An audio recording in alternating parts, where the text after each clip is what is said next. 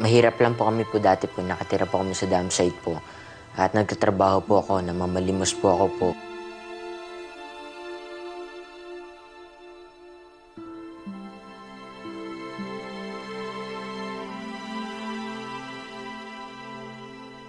Naghihintay po kami ng dump truck po. Tapos yung malapit na po yung truck ng basura po, tinulak po ako po sa sinusunod na gulong po.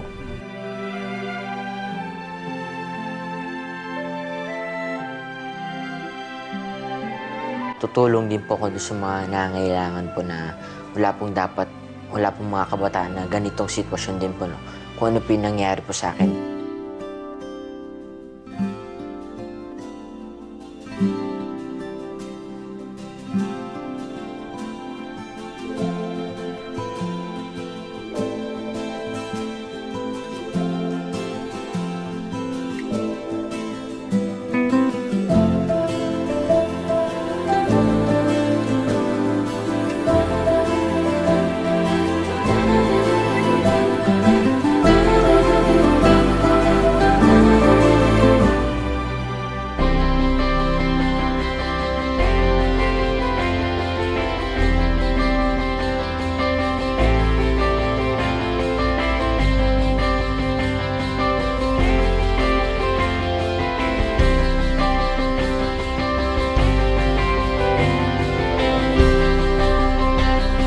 The Expert Committee of the International Children's Peace Prize has decided to award the 2012 Children's Peace Prize to Kes Valdez.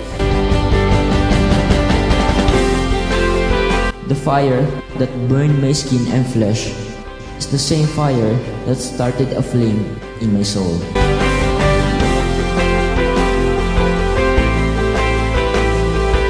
Kay President Noy, sama-sama po tayong makatulong din po sa mga nangangailangan.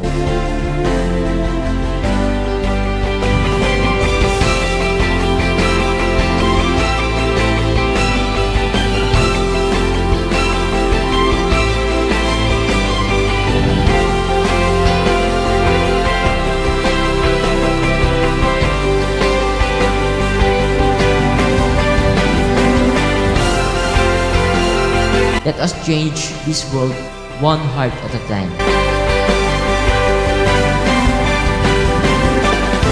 Kaya po ako tumutulong po kasi may mga tumulong din po sa akin.